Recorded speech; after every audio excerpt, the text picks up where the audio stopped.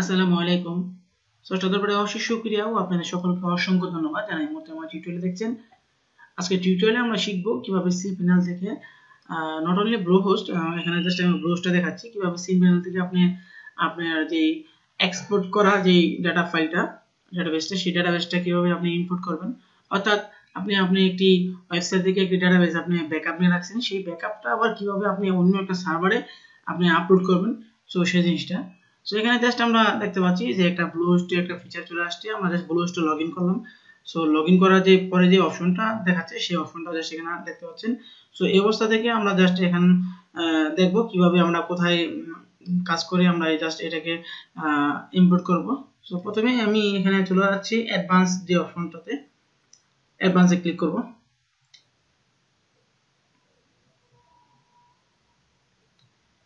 অ্যাডভান্সে click করার পরে আমার যে সার্ভারে যেই অপশনগুলো ছিল, মূলত যে অপশনগুলো আছে সকল অপশনগুলো এখানে শো করতে থাকবে সেম ওয়েতে।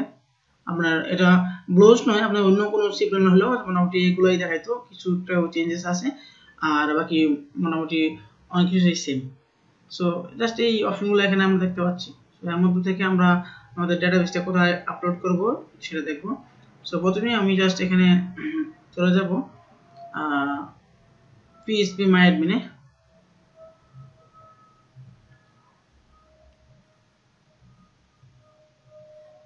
দেন এখানে আমরা প্রথমে একটি ডাটাবেস ক্রিয়েট করব। আর যদি ডাটাবেস ক্রিয়েট করতে চাই সেক্ষেত্রে করতে পারি, আদারওয়াইজ আমরা এখানে জাস্ট ইনপুটে ক্লিক করব। দেন আমি আমার যেই ডাটাবেসটা আমরা জাস্ট ডাউনলোড করলাম সেটা জাস্ট এখানে দেখাই দিব। দেন এখানে ওপেন দিব। সো আমার যে এই ডাটাবেসটা ছিল সেই ডাটাবেসটা এখানে আপলোড করলাম। এখন জাস্ট এটাকে আমরা আমাদের সাইটের জন্য আপলোড করব।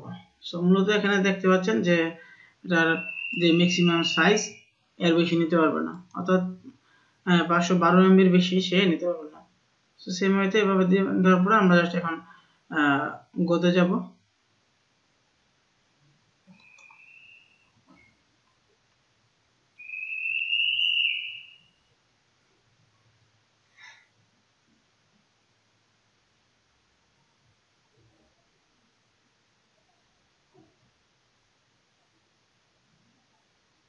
অলমোস্ট সব সার্ভারের জন্য একই অবস্থা, কিছু কিছু ডিফারেন্স আছে। অনেক সার্ভারে দেখা গেছে অনেক অপশনগুলো একটু অন্যভাবে থাকে আর কি, মূলত কাজ একই, অন্যান্য সার্ভারের মূলত একই কাজ।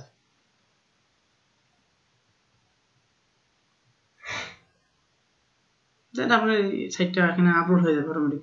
আপলোড হওয়ার পরে দেন ওয়ার্ডপ্রেসে গিয়ে ডাব্লিউপি কনফিগে যাব। ডাব্লিউপি কনফিগে গিয়ে আমরা জাস্ট ডাটাবেসের নেম, ডাটাবেসের ইউজার নেম এবং ডাটাবেসের পাসওয়ার্ডগুলো আমরা সেম আগের ওয়াইতেই আমরা জাস্ট আপলোড করে দিলে, আপনার আগে যেই নামটা ছিল সেই নামটা আপলোড করে দিলে, মোটামুটি আপলোড করে দিলে আপনার সাইট সুন্দরভাবে শো করবে। যে ডাটাগুলো ছিল সেই সম্পূর্ণ ডাটাগুলো আপনি দেখতে পাবেন।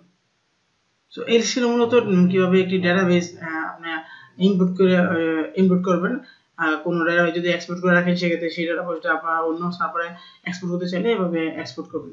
তো এই ছিল মূলত সিস্টেমটা। সো আশা করছি আপনাদের সকলেই ভালো লাগছে। ধন্যবাদ সবাইকে, ভালো থাকবেন, আল্লাহ হাফেজ।